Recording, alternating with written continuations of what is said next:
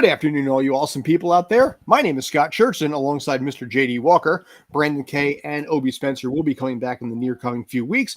And welcome to the Sports Den on Spanglish World Network, Zingo TV, channel 249 and 250. Make sure to download the Zingo TV app on the app stores of iOS and Android. When you download, make sure to rate and leave a comment. Both apps are free. And one more thing, Zingo TV is also available on Google Chromecast, Amazon Fire, Fire TV sticks, Roku sticks, and all smart TVs 2016 and forward. All right, there we go. Got that out of the way. JD, how you doing, sir? I'm doing good. How are you? Not too bad. Not too bad. Ready for Safely in the air conditioning amidst the surface of the sun heat outside. Dude, there is no air conditioning down in this basement right now. You know, the temperature, I haven't looked, but it's probably about 78 degrees down here. I have already made a demand that next year we are having an air conditioner in this place because it is really, really hot and I am uncomfortable as heck. But I'm going to muscle through because you know what? That's my problem and nobody else's problem. But we have big announcements coming down the pipeline. First and foremost, the big thing that came down just recently, and this is earlier today, is that in this case, Serena Williams is going to be calling it a career. After basically at this point, a little over 25 years and 23 titles, you know, many Wimbledon titles in this case here, singles, doubles, across the board, a whole mess of stuff. She is finally saying, you know what, I'm calling it. And I wanted to talk to you a little bit about this. I wanted to get your feels on this. Where does she rank versus, like, say, Chris Evert-Lloyd, Martina Navratilova, and all of the other women's tennis players that have been out there? Where does she land versus everybody else in history?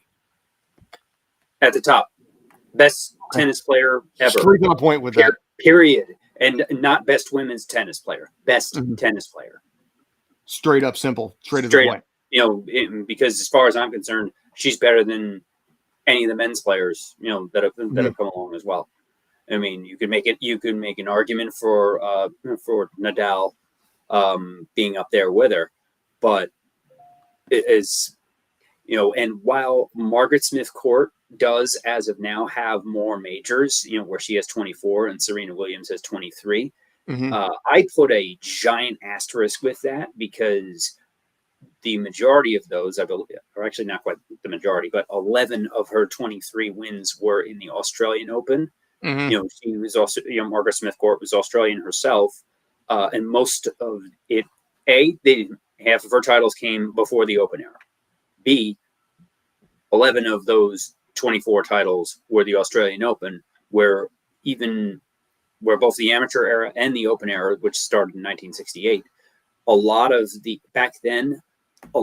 top players in the world didn't go to the Australian Open. So as far as the Open era of tennis, Serena Williams by far, hands down. She didn't get the calendar year major like Margaret Smith Court, Steffi Graf in 1988, and Maureen Connolly, the U.S.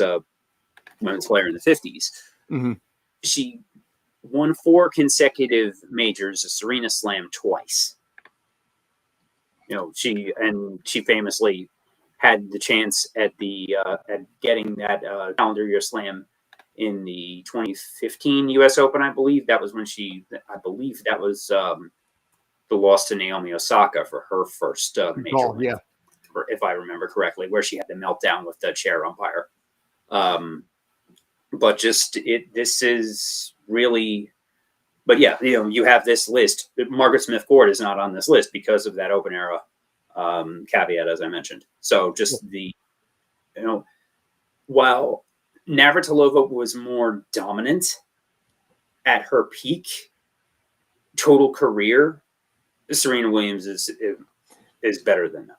Which is interesting because also, you know, in this case, you have Serena and Venus. So the tandem there, I think, in some ways made them initially more famous out of the gate, where they may not have necessarily been as recognizable on their own because the Williams name was constantly blasted.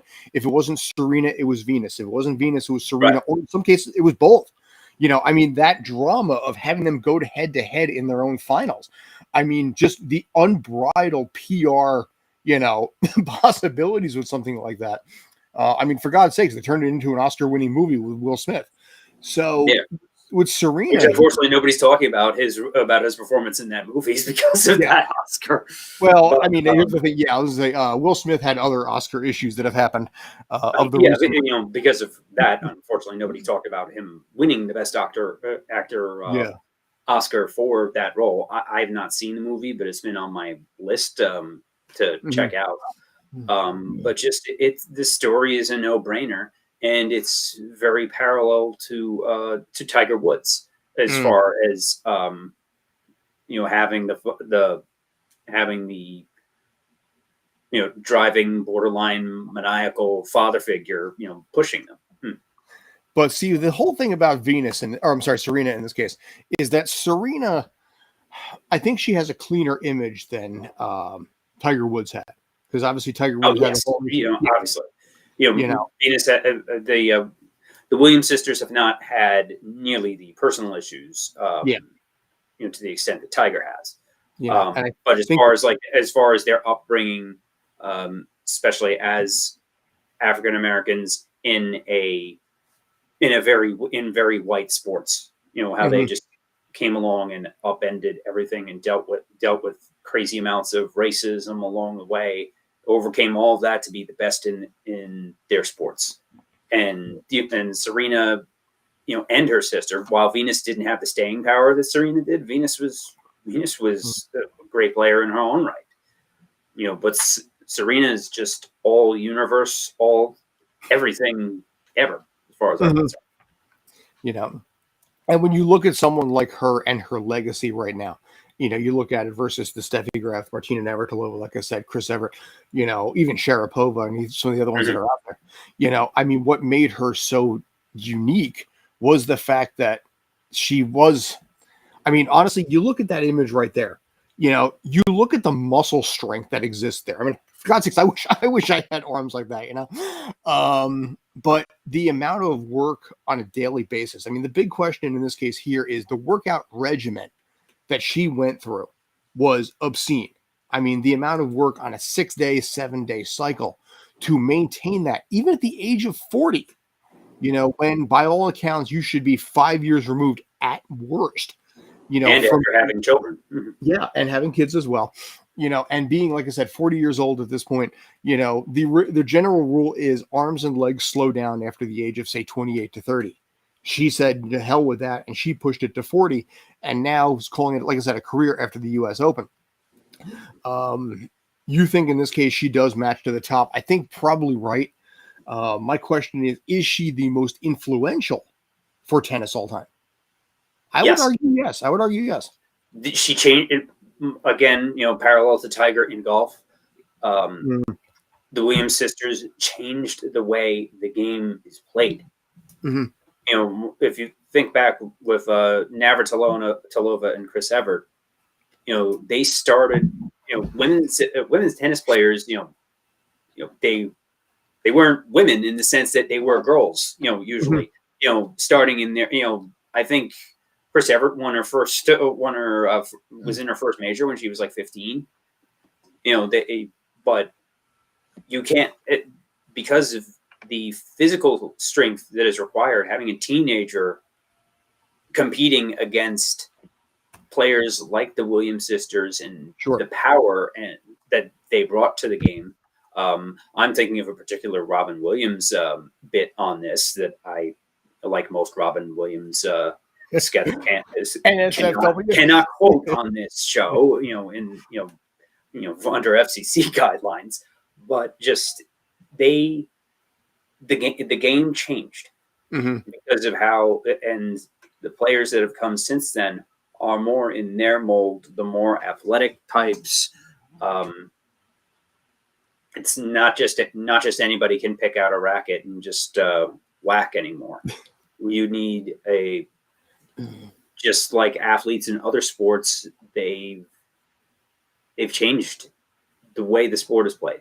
I mean, in this case, you're looking at the Wimbledon tennis tournaments. Martina Navratilova is, top of the list with 9, but Steffi Graf and Serena Williams are tied with 7 at this point. But this is, like I said, she went pro in 1995. So what does that say right there when you're looking at at 26, even 27 years at this point of just consistent work? I think in this case, when you look at somebody like her, she is going to be someone whose name is going to be carried, say 2040s. And I'm dating myself. I'm pushing myself a little bit ahead here, but people are going to basically, the next Wimbledon champions are going to be citing her as the influence as to why they themselves became champions, because they are sitting there looking at her and being like, you know what, if she can do it, so can I, and they modeled their routine, they modeled their work ethic. They see an inspiration in someone, not only on the court, but again, like we mentioned before, off the court. And, I think it's somebody who is so strong in both avenues, and honestly is a little bit, I'm going to say this a little bit as well, a little bit of a geek as well. A lot of people don't realize she voiced one of the guards in Avatar: The Last Airbender because she was a huge fan of the series. I'm just going to throw that out there. I think, that kind of stuff where the world is wide open for her. Whatever she decides to do, she can do it. I mean, does she go into movies at this point, TV? I don't know. She has a commercial right now for Peloton, which is showing her workout. The world is literally... She's got the Subway commercials with Steph Curry. Well, yeah, but everybody and their brother has a Subway commercial. You become an athlete, you get a Subway commercial. Just kind of how that system goes. But I think as far as she goes, whatever she wants, if she wants to go to Hollywood, she can land that instantly. She could become like a next John Cena or Rock, I think. Where she makes that transition because she has the look and the strength and that Franklin General badassery that I think she could work, and she could become, in a weird way, like another Queen Latifah. I could see that. Also, another Derek Jeter, or or Voldemort, the Tampa quarterback, as far as business interests. Outside of their on-field and on-court prowess, to get into the ownership side of sports and of companies. I could see that. I could easily see that from Serena as well. But the thing about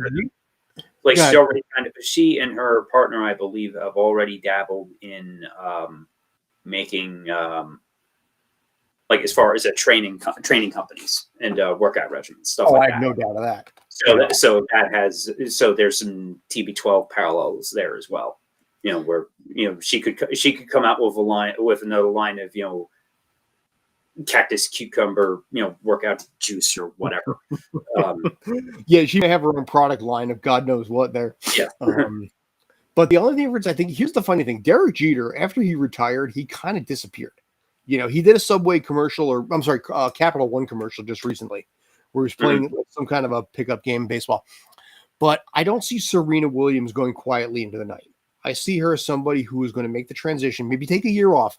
And I was going to say, I think she'll take off for a bit, but she won't disappear forever. No, she's too powerful. She's too influential. And I think she knows her place in society on and off the court. So she's not going to walk away from this.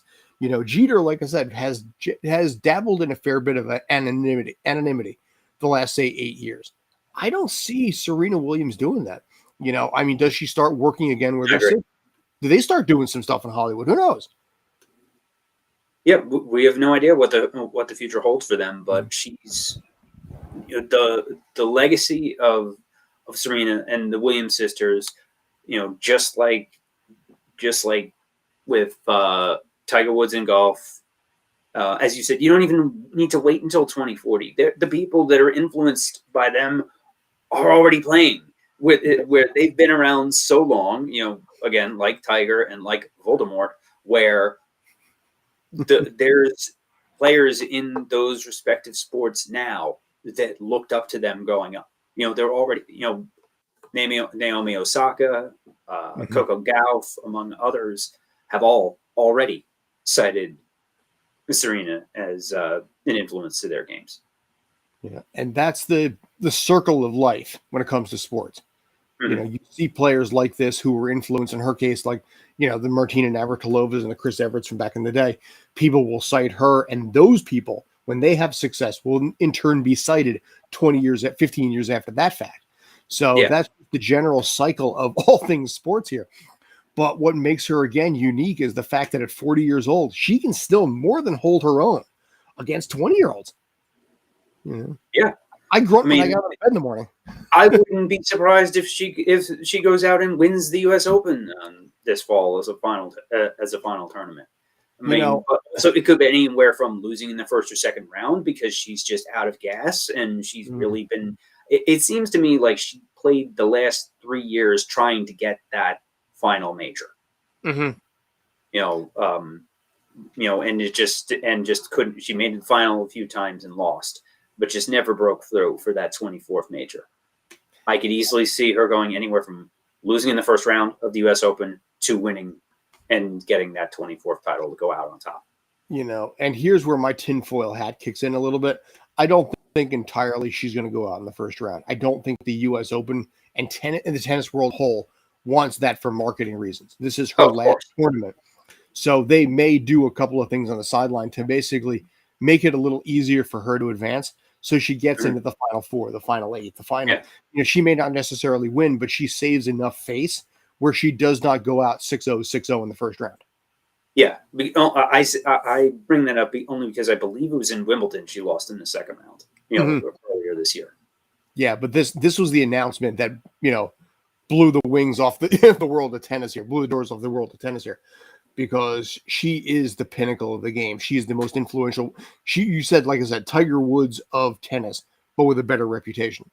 So they're not going to want her to go out bad. So I don't know. Who knows what's going to end up happening there? I think in this case, we'll find out in a couple of weeks, but kudos to her. Congratulations to her. She has nothing more to prove on the court, and she has a bright, wild future. I think her husband's the creator of Reddit too, isn't it? I'm not sure on that. I thought he was like a coach or workout guru, which is why I thought or maybe first husband. I might be mixing up people. That's another one of her associates. So I'm honestly not sure about that. All right, you know what? Hang on a second. Plug it into ye old Google machine if you're doing that right. Yes. Let's see, personal life. Yeah, she's married to Reddit co-founder Alexis Ohanian. They proposed in 2016. 2017, they got married. Mazel tov. So she is president of one of the co-founders of Reddit, which is such a bizarre pairing. But you know what? If they're happy, run with it. But here's the thing. Reddit is one of the most underrated and underappreciated or less mainstream news sources in the world. It's like the 4th or 5th most used website, in the world right now. And so she can, as long as that marriage holds out and does well, she will always have a place in Reddit society. Yeah. Whether or not she wants a place in Reddit society, that's Reddit society, depending on the corners of Reddit you go, may not exactly be the place you want to be. In certain places, but I'm saying in the tennis world and things like that, I mean, I think Reddit I personally prefer Reddit over regular mainstream news sources. It is a tool that can be used for both good and evil. Yeah, your mileage may vary. May the odds be in favor, as evidenced by the fact that basically both of us tie into the MLS when it comes to Reddit and everything involved. Switching over to the next subject. Right now, basically talking a little MLS at this point. Hang on one sec. Let me drop that there. Your team currently is sitting in first place overall in the East. My team is currently sitting in second place overall in the East. And I don't know. I give Philadelphia a little more credit as basically their ability to be able to clinch the supporter shield here.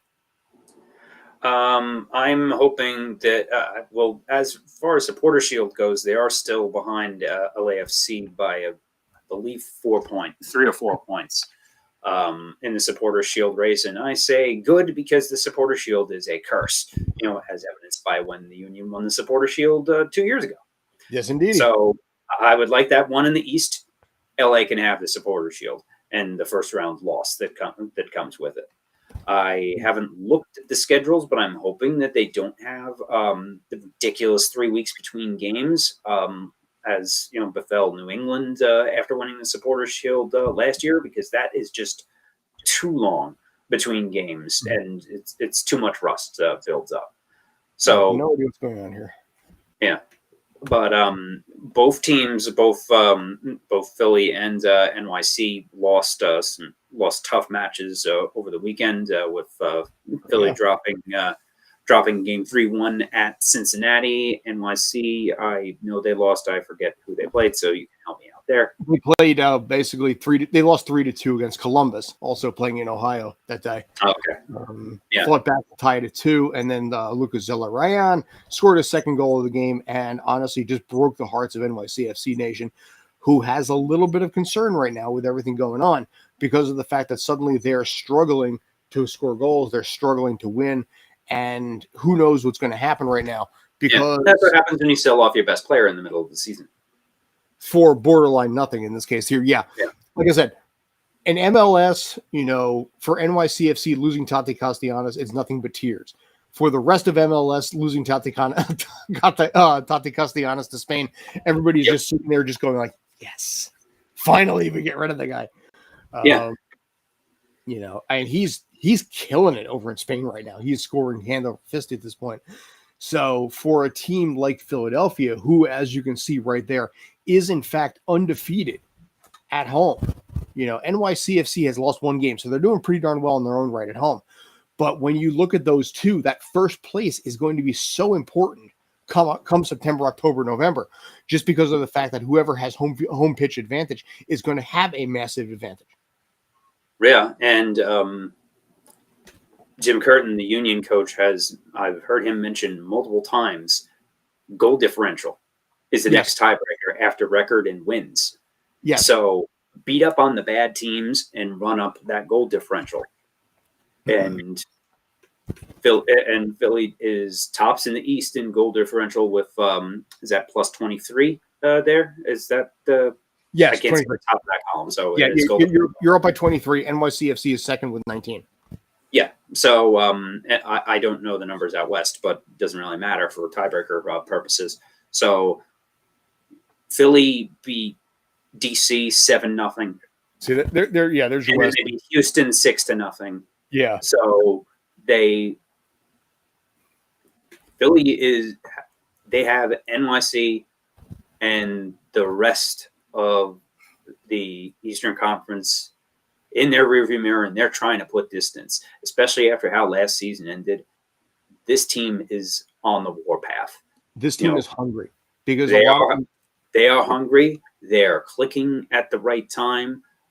They had issues for the first part of the year with scoring goals, but luckily Andre Blake is arguably the best goalkeeper in all of MLS. So they were able to. They had a stretch of a bunch of ties, 1-1, 2-2, while the Union were struggling to score goals. Now the Union are scoring goals. You have had Julian Carrazza, Mikhail Ure they've all been playing very well lately. Kai Wagner scoring a bunch. You're getting a lot more scoring. And if that keeps up, if the Union continue to gel, which most of the transfers during the midseason window on the Union side were for depth pieces. Mm-hmm. They didn't lose any of their big guns like NYC did. So, I mean, here's the thing: you lost Kasper Brzgala, but he went to Chicago. But clearly, it has not been a factor because again, you're top in the East right now. Chicago has helped with Chicago's resurgence as well, as now they're in a playoff spot after they were in last place in the East a month ago. They were struggling for a long time too. Yeah. But you look at this team right now, and we talked about the fact the team is hungry. They lost last year because of COVID, and I think every single one of them knows that right now. You see the energy, you see the excitement in Philly Nation. You cover the games. Tom Karwacki, my buddy, mm-hmm. that we've had on here before, is a season ticket holder over there. You see how much energy and excitement that team has right now. And you look at the rest of the conference and you're kind of asking yourself, is there any team that hold its own against Philadelphia, especially at home? I'm not so sure. The key, I think, is going to be their next game against Chicago. Mm-hmm. As I just mentioned, Chicago has been playing very well. They beat the Union back in June out in Soldier Field. That was actually the Union's last loss prior to this past weekend against Cincinnati. So Chicago went from near the bottom of the conference to seventh place in the playoff position. Yeah, you can see him right there, right dead smack in the middle if you look at the screen right there. Tied points tie and game tie with Orlando right now, and also Miami. Chicago is actually ironically rooting for NYCFC this weekend because NYCFC is playing on the road against Miami. But that is a three-way tie right there. That can go anywhere.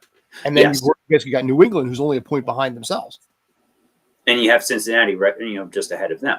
Mm-hmm. So, and Charlotte has there's a big clump. Points. Yeah, there's a big clump right in the middle there because you have the top four, with Philly, the two New York teams, and Montreal in the top four position, and then you have this big logjam of about 6 or 7 teams trying for 6 or 7 teams going for 3 spots. You have 1, 2, 3, 4, 5, 6 teams with a 3-point differential there. 7. Yeah. And then you have Charlotte right behind New England, right? Yeah, and then if basically at that point, you got the Red Bulls at 4, so you got a little bit of ground you have to gain to actually be able to get that first home field position right there. But when you look at, like I said, this is the logjam. This is what always makes MLS interesting. Because every single year when it comes down to something like this, you have that kind of logjam where every point matters, every win matters. And the fact that Cincinnati pulled out the win against NYCFC, pulled out the win against Philadelphia, and Columbus pulled out their win against NYCFC was such a big deal in this case because of the fact that they need to hang on as much as possible because you have so many teams coming right up under the wings right there to be able to step it away. 3 points for a win, 1 point for a tie is a massive difference when that starts to accumulate. NYC has a game in hand as well. Yes, they do. But that's not honestly something that basically they need to focus on right now. They need to worry right now about getting some points here. They need to focus themselves on getting some goals because their goals without Tati Castellanos is very, very, very noticeable right now. And that is a team that, frankly, internally is very worried about what's going to happen there because they're privately not totally sure if Hebert and Talas Magna can carry this, if Maxi Morales can carry this, because they put all of their eggs into the Tati Castellanos basket right now. Can they turn it around? Yes. This is a league that, one goal can turn it around. They had a goal last year against Atlanta, and then suddenly they went on a run where they never lost a single game for the rest of the year. This is the kind of thing that team needs right now. And Philadelphia right now, maybe a little bit as well, because there's a little bit of a sting after that Cincinnati loss. Yeah, there was definitely a bit of a sting with that loss. Blake has been one of the best goalies throughout the course of the year. That was the first time he gave up 3 goals in a game all season. So I do expect them to bounce back. Philly also has been playing teams lately that were not near the top. They beat NYCFC in a crazy game at the end of June. They beat New England, who was not in a playoff position at the time. They smacked around DC and Houston, who were the dregs of the league. They're winning and beating the teams that they're supposed to beat. So now that they're playing they beat Miami on the road last month. They also have, with Chicago playing as well as they have, if they can continue this home dominance against a playoff team at home, then they're in pretty good shape. I mean, things, as you mentioned, things can change very quickly, but with how this team has been playing and the revenge factor with the COVID playoff loss last year and the Supporter Shield early playoff exit the year before, the Union have a lot to prove. It is championship or bust down here at this point, and it is one of the hottest tickets to get. It's 19,000 packing the place. and it's, the Phillies are mediocre. This is the winning team. The Eagles haven't The started yet. The Eagles haven't started yet. You have the winter sports off. Then you have, so for the spring and the summer, you have the Union as the hottest ticket in town, as baseball continues their decline into semi-relevancy. Although, to be fair, even though if the Phillies are in a playoff position currently, I was just going to say, but they still don't have that buzz. Like it's all Eagles training camp buzz. Some chatter about the Union here and there, despite the fact that the Union are the best team in the Philly area as far as results. Yeah, but see, every city, but it's all Eagles. But that's sports media in the Philly area in general. Every It's city has all that Eagles one dominant all the team. time. Every city always has that one dominant sport. In this case, in Philadelphia nation, sure, it's the Eagles, and I get that. You're a month away from the regular season starting off. The Phillies have turned it around very well. Since letting go Joe Girardi and even to a degree Didi Gregorius when Segura came back. This is a team that is now in a final wild card spot. So there is some intrigue there. But again, I mean, Philadelphia is Eagle country. Everything else is secondary, including even to, I would almost venture in some ways. Let me ask you this. Which is bigger, the Phillies or the Union? I would say the Eagles are bigger than both of them. No, now. Forget that. I'm talking second tier. I'm talking in this case after the Eagles. You got the Flyers, you got the Phillies, you got the 76ers, and you got the Union. 76ers, Yeah. But my question is in this case here, which is probably the better fan base? Is it the Union or is it the Phillies? I would almost go Union in this case. I think the Union absolutely have a far better atmosphere at their games.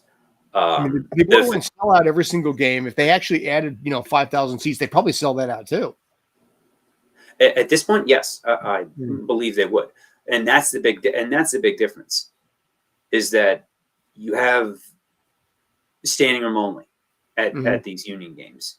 While yes, the stadium is a little on the smaller side with only 19,000 and change, compared to Citizens Bank Park, which is 45-ish thousand.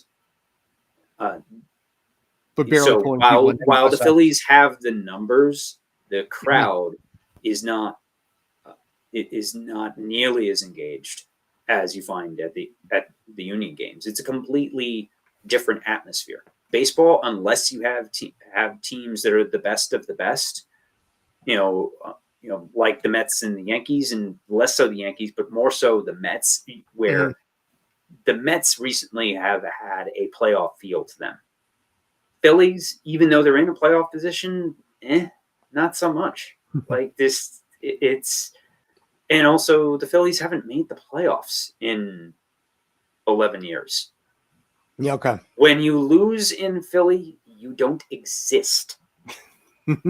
Seriously, the Sixers didn't exist for about a decade. The Flyers were garbage this past year, and you barely heard anything about them. Yeah.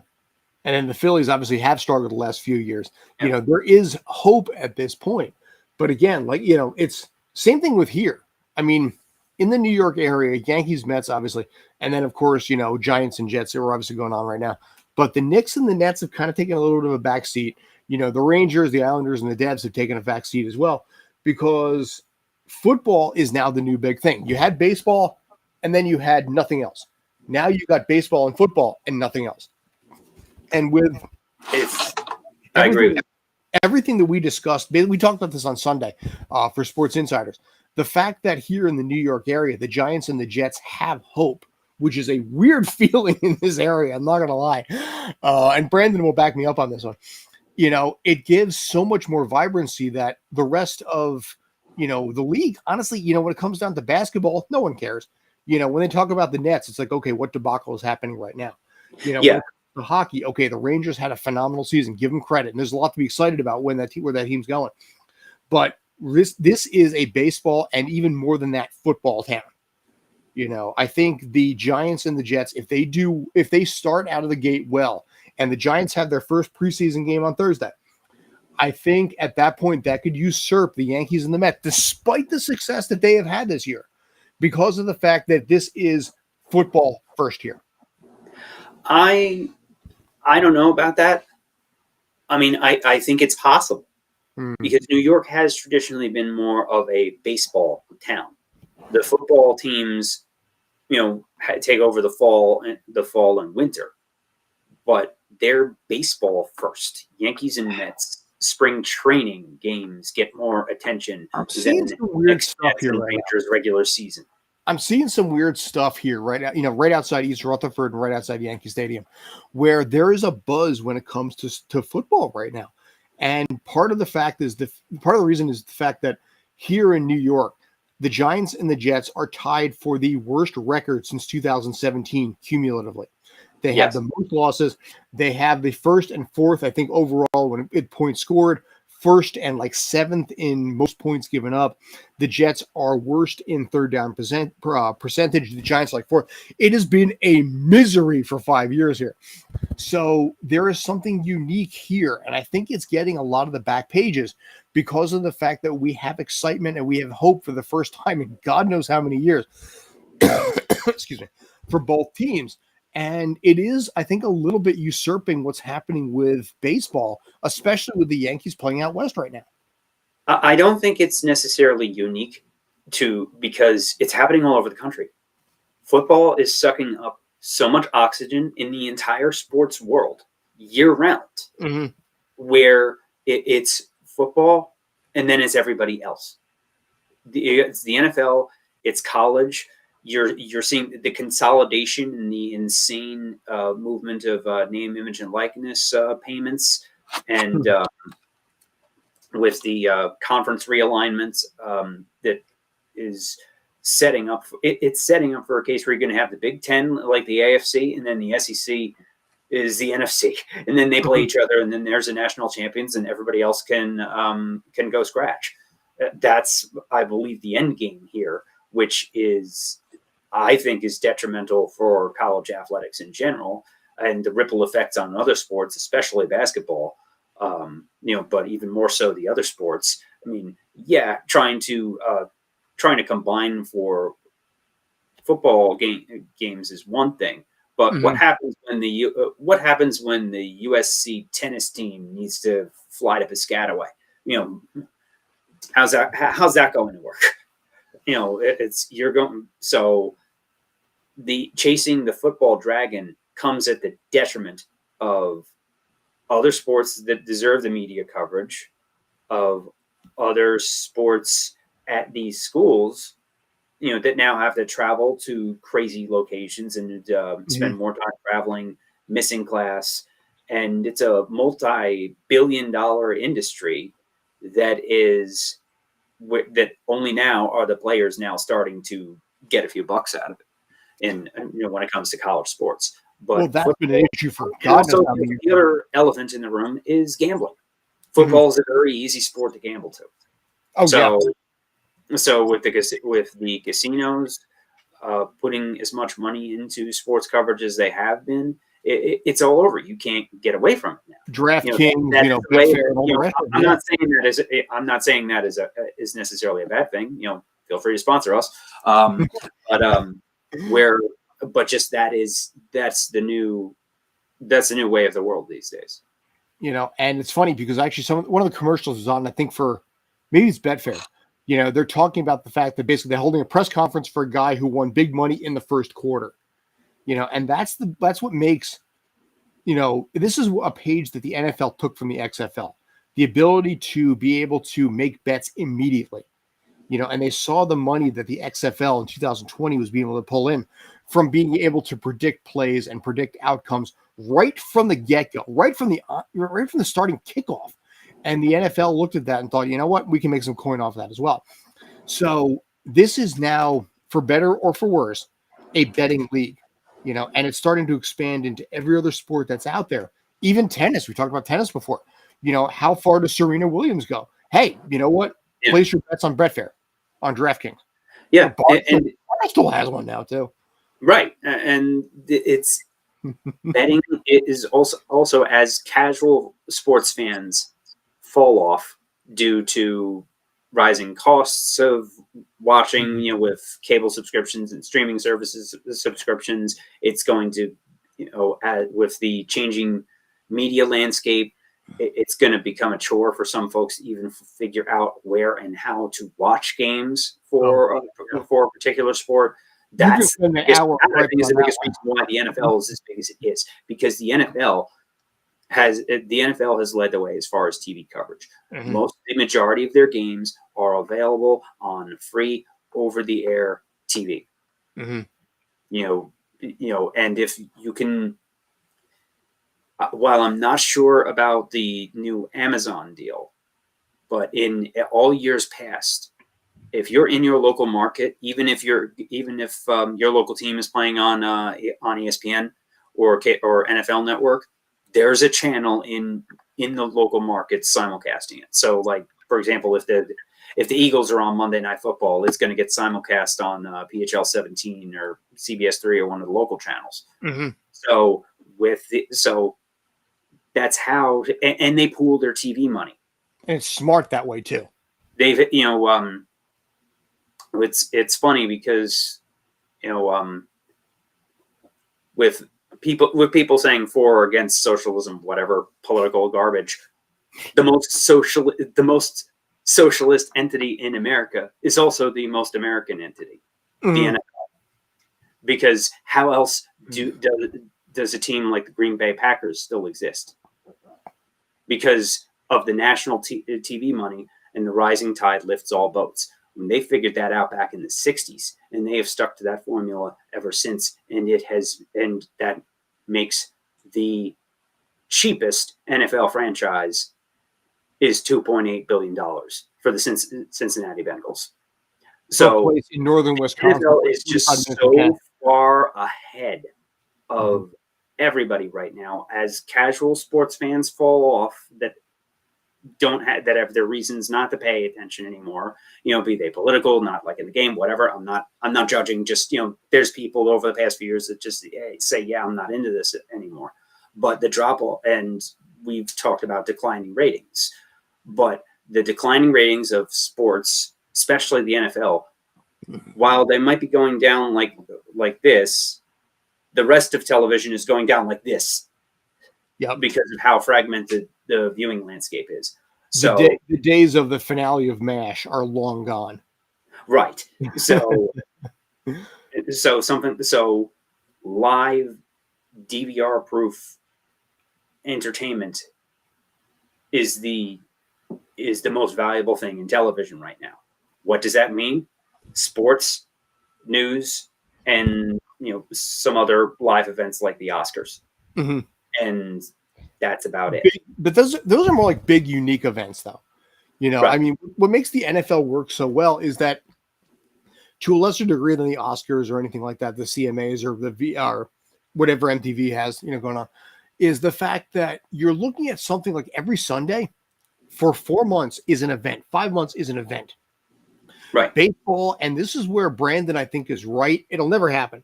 But I think Brandon is dead right, where if you made the baseball season Thursday, Friday, Saturday, Sunday, you would be able to turn it into an event.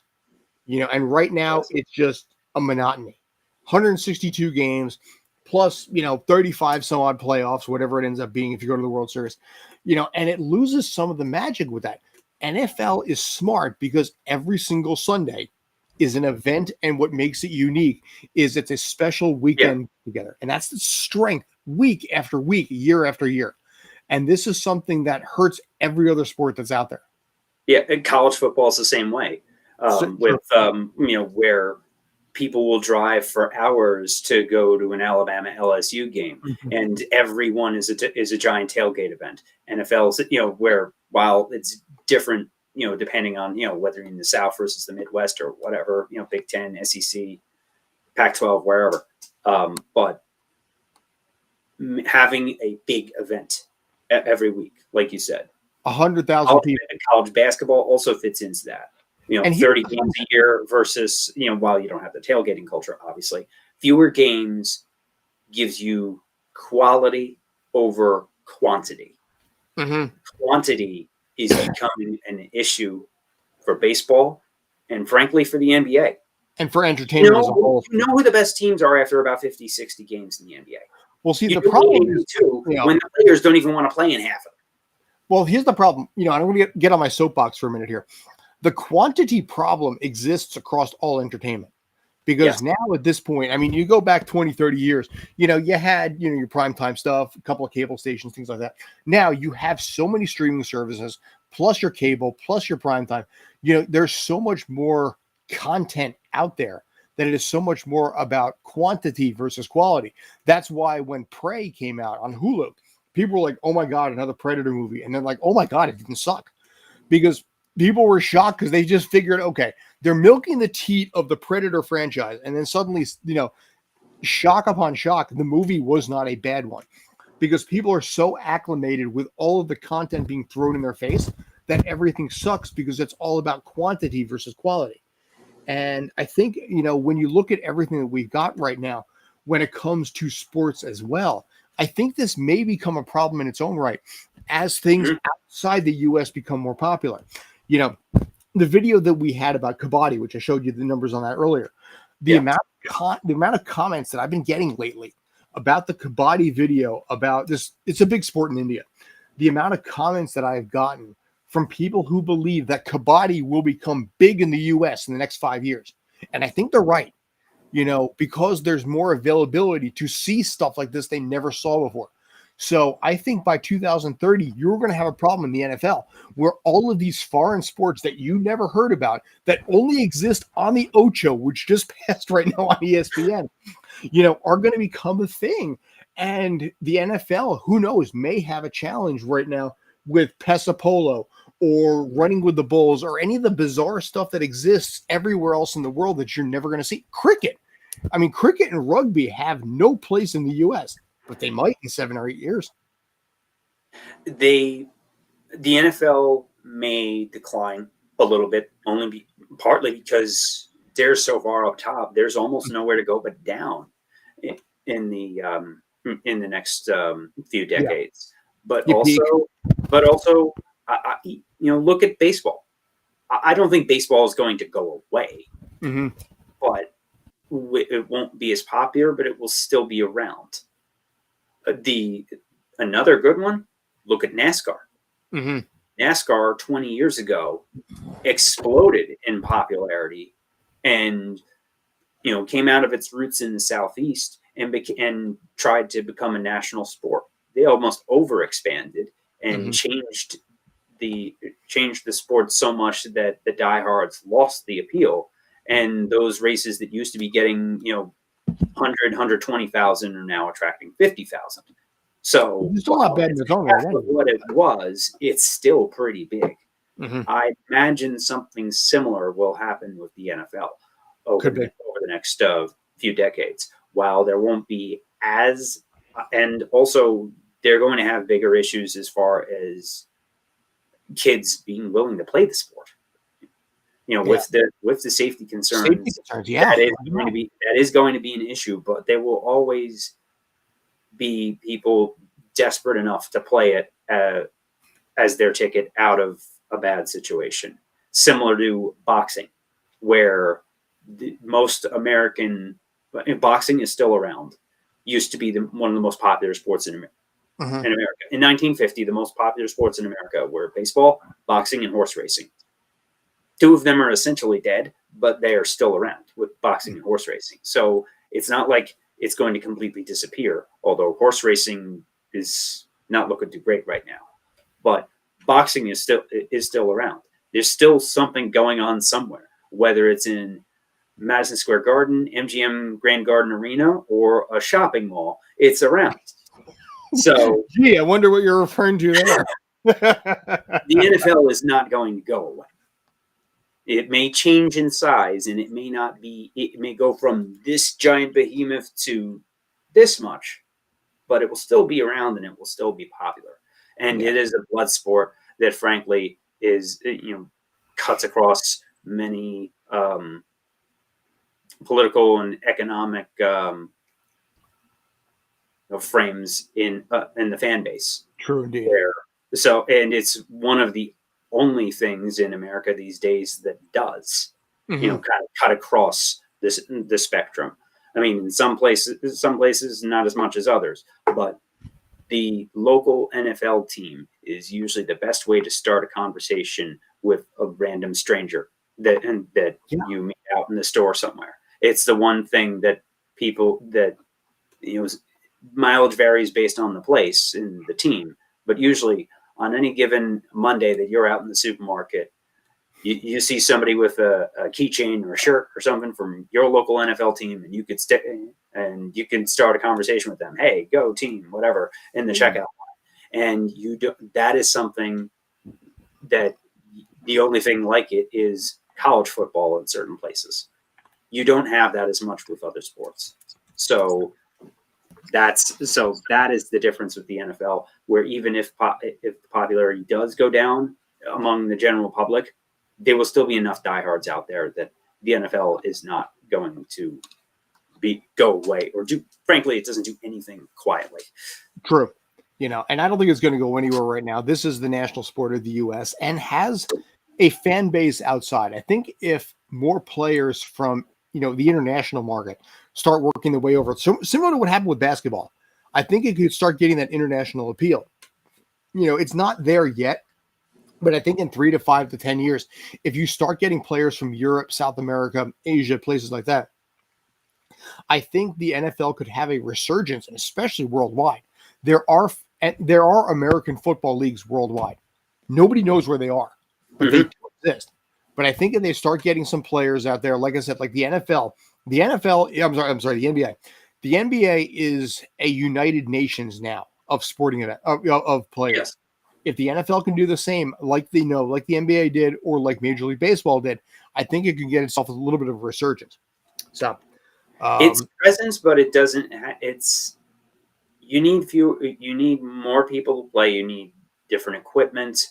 That is not really viable in a lot of places in the world. There are, and you already are seeing foreign influence, particularly with special teams players coming out of Australia, because there's become a pipeline of Australian rules football players that have come over to American football and had success in the NFL, mostly punters and kickers.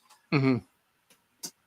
So that I could see continuing. More of a presence in Europe, especially as the NFL plays more games in the UK. I believe they're playing a game in Germany this year. London has an American Football League. The UK has an American Football League. So I've actually done some work on it. I've done some research on that to be able to start covering those events, because you know what? I kind of want to. I'd be interested to see that, just to see what it's like, versus. But it's also single A football. You got to accept it for what it is. Exactly. It's Division III football at best. Yeah, I mean, because there's hockey leagues that exist in UK that are about the same level. So I'd imagine it to be much the same. Yeah, but anyway, we got about 2 minutes left at this point. I'm not going to be able to play the video that I was hoping for, but that's okay. I'll throw it to you guys afterwards, because it's actually really kind of hilarious. But thank you, JD. I appreciate it. It was just you and me in this case here today. It didn't feel like it. We blew through literally 53 plus minutes at this point, and it never even felt like it. So, yay to us, we can carry our load here. Coming up at 7 o'clock tonight, we will be breaking down the movie Prey, the new Predator movie, which, shock upon shocks, actually kind of didn't suck. I think we were expecting it to really be a really, really bad movie, because it's like the 98th movie in the Predator franchise. But surprise upon surprise, the director referred to it as basically being an R-rated Disney princess movie and pulled it off. We will also be talking a little bit more when it comes to the MLS and everything that's been going on there next week on the Sports Den. Brandon, JD, I know you got a couple of things in the pipeline as far as the union goes. So check out his articles on Streampunk Sports and also 1495 Sports as well. I cover NYCFC, so the big Eastern rival there. Check that out in the same locations. Any other final thoughts? You can check out our writing at our website, streampunkent.com. Under the News and Opinion tab is where you could find our writing. Perfect. Love it. Okay, so like I said, we got to wrap this up at this point. Check us again for me, Brandon, and Davion at 7 o'clock tonight. for Streampunk. Streampunk Cinema is the name we're probably going to be going with on that point. Talking about that, talking about Bullet Train, talking about the passing of Olivia Newton-John. And dear God in heaven, I cannot believe I'm actually saying this. We are going to be discussing the Pac-Man live-action movie, which apparently is really a thing. Oh God, do I have words to say? They're making a Pac-Man live-action movie. Okay. Yeah, and I have so that'll be Tales from the Film Set tonight as part of the Streampunk Entertainment umbrella. Yeah, I have some words that will probably not be FCC compliant on that one, because God, I mean, they looked at Sonic the Hedgehog and thought, what other video game characters can we turn into a movie? And there we go. Anyway, thanks as always for tuning in. I appreciate it. Thank you, Mr. JD Walker. I appreciate you for everything coming in. Next week, like I said, Brandon should be back. Obi should be back. It'll be the four of us. And we're going to crush it. Take care. Stay awesome. Be good. There we go.